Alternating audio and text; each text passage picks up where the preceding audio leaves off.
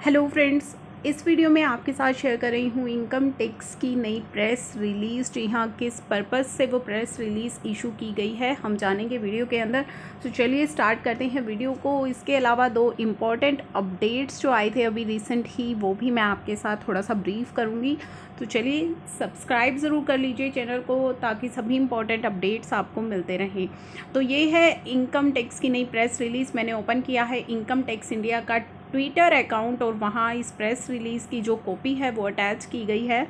इस press release के अंदर दोस्तों इनकम टैक्स रिफ़ंड के बारे में बताया गया है कि कितना रिफ़ंड अब तक इशू किया जा चुका है, और अगर कोई रिफ़ंड अभी तक आपको नहीं मिला है, डिले हो रहा है, तो यहाँ इस प्रेस रिलीज़ में आप सभी से रिक्वेस्ट की गई है कि जो आपके पास ईमेल आ रही हैं CBDT से, आप उनका रिस्पॉन्स दीजिए।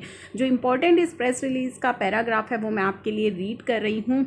It is reiterated that taxpayer for quick processing of their refund should provide immediate response to the email of Income Tax Department.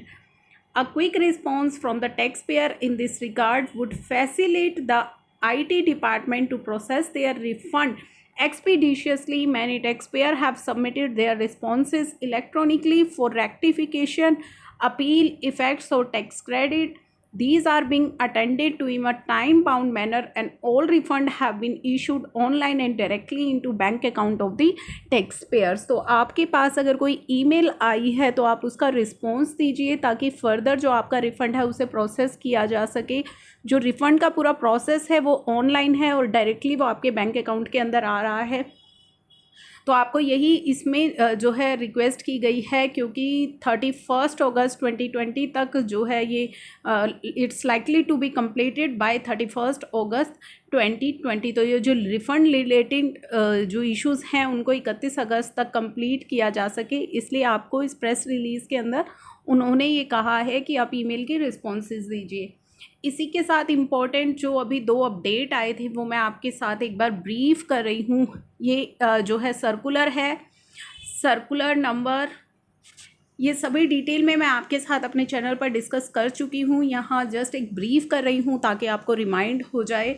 13 जुलाई को ये सर्कुलर आया था, जिसमें कहा गया है कि अगर असेसमेंट ईयर 15-16 से लेकर के असेसमेंट ईयर 19-20 तक आपकी कोई भी इनकम टैक्स जो रिटर्न है उसकी ई-वेरिफिकेशन आपने अभी तक नहीं की है, सबमिट तो कर दिया है लेकिन उसको ई-वेरीफाई नहीं किया है, तो आपको यहाँ पे एक वन टाइम अपॉर्चुनिटी दी जा रही है कि आप उस रिटर्न को जो है ई-वेरीफाई कर दीजिए। जो लास्ट डेट इन्होंने दी है 30 सितंबर 2020, आपको यहाँ पे लास्ट डेट दी है। आप अपनी जो है रिटर्न ई-वेरीफाई कर सकते हैं। अगर अभी तक आपने नहीं की है, जो टाइम बार्ड रिटर्न हो चुकी हैं, उनको भी ई-वेरीफाई करने की अपॉर्चुनिटी सर्कुलर के थ्रू दी गई है।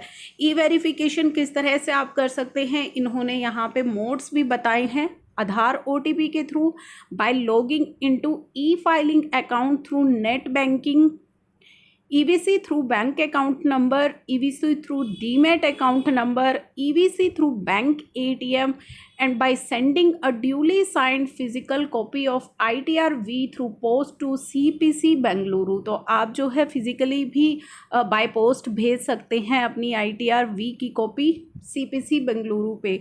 तो ये आपको एक वन टाइम अपॉर्चुनिटी दी गई है। अगर आपकी कोई भी रिटर्न पेंडिंग है, कोई रिफ़ंड आपका अटका हुआ है इस वजह से कि आपने ई-वेरीफाई नहीं किया था, तो आपके लिए काफ़ी अच्छी अपॉर्चुनिटी है।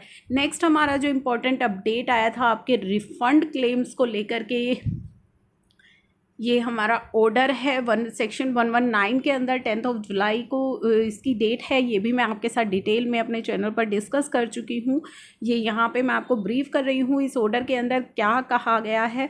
तो इस ऑर्डर में कहा गया है, processing of return with refund claim under section 143(1) of income tax act beyond the prescribed limit in non scrutiny cases. तो इसका जो इम्पोर्टेंट पैराग्राफ है, पैराग्राफ नंबर 3, उसको मैं एक बार आपके लिए रीड कर देती हूँ। ये डिटेल में अगर आपको ये वीडियोस देखनी है तो मैं अपने चैनल पर अपलोड कर चुकी हूँ। आप डिटेल ऑर्डर जो है इसको वहाँ पे देख सकते हैं। यहाँ पे सिर्फ इम्पॉर्टेंट जो चीज़ें हैं वही मैं आपको ब्रीफ कर रही हूँ।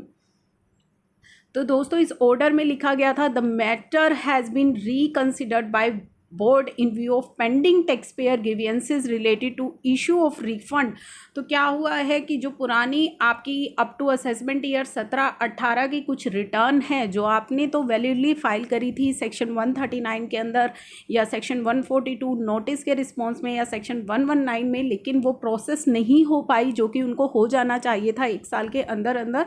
तो उन्हीं से रिलेटेड ये जो ऑर्डर है वो निकाला गया है कि जो मैटर है उसको बोर्ड ने देखा जो पेंडिंग है return to mitigate the genuine hardship faced by the taxpayer on that issue. और वो जो रिटर्न प्रोसेस नहीं हो पाई थी वहाँ पे या तो कोई टेक्निकल एरर का इशू था या कोई अदर इशू था जो कि बोर्ड की साइड से था, ना कि टैक्स पेयर की साइड से। by virtue of its power under section 119 relaxes the time frame prescribed in second proviso to subsection 1 of section 143 and direct that all validatory returns जो कि अप टू असेसमेंट ईयर 17-18 तक है with refund claim, जिनके अंदर refund claim है which could not be processed under subsection 1 of section 143 and which have become time barred subject to the exceptions mentioned in paragraph below can be processed now with prior administrative approval of principal CCIT and CCIT। तो यहाँ पे जो board है उसने कहा है कि जो आपकी प्रोसेस नहीं हो पाई थी इनकम टैक्स रिटर्न्स जो कि अप टू असेसमेंट ईयर 17-18 की हैं, उन्हें प्रोसेस हो जाना चाहिए था, लेकिन किसी टेक्निकल इशू के कारण या किसी अदर रीज़न के कारण वो प्रोसेस नहीं हो पाई थी। तो अब उन्हें प्रोसेस किया जाएगा with the prior approval of CCIT and principal CCIT। और ये जो प्रोसेसिंग होगी ये आपको जो है ये जो इंटीमेशन है ये can be send to the assessee concern by 31 October 2020। तो ये इंटीमेशन आपको अब 31 अक्टूबर 2020 तक मिल सकती है। तो यहाँ पे टाइम उन्होंने एक्सटेंड कर दिया है। साथ ही उन्होंने कहा है ये जो रिलैक्सेशन है ये कहाँ पे एप्लीकेबल नहीं होंगी अगर आपकी रिटर्न जो है वो स्क्रूटनी के लिए सेलेक्ट हो गई है। Return remain unprocessed where either demand is shown as payable in the return or is likely to be arrived after processing it, and return remain unprocessed for any reason attributable to the assessee। तो अगर assessee की वजह से कोई return unprocessed रही है तो वहाँ पे ये रिलैक्सेशन एप्लीकेबल नहीं होगी। ये रिलैक्सेशन केवल वहाँ ही एप्लीकेबल होगी जहाँ पे टेक्निकल इश्यूज़ के कारण और for reasons not attributable to the assessee concerned के कारण जो वो रिटर्न है वो प्रोसेस नहीं हो पाई है। तो ये 3 जो इम्पोर्टेंट रीसेंट अपडेट्स हैं इनकम टैक्स के अंदर ये मैंने आपके साथ इस वीडियो में डिस्कस किए हैं। डिटेल्ड वीडियो जो इस ऑर्डर की है और ये सर्कुलर जो मैंने अभी आपके साथ शेयर किया था इस सर्कुलर की है मैं अपने चैनल पर अपलोड कर चुकी हूँ। दोनों बहुत ही इम्पॉर्टेंट वीडियोस हैं। जो रिटर्न्स टाइम बार्ड हो चुकी है उनके लिए ये इम्पॉर्टेंट अपडेट्स आए हैं। तो आपका भी ऐसा अगर कोई कंसर्न है तो प्लीज़ एक बार डिटेल वीडियो ज़रूर देख लीजिएगा। चलिए इस इंपॉर्टेंट इन्फॉर्मेशन के साथ अब मैं इस वीडियो को कर रही हूँ यहीं पे close. Thank you for watching.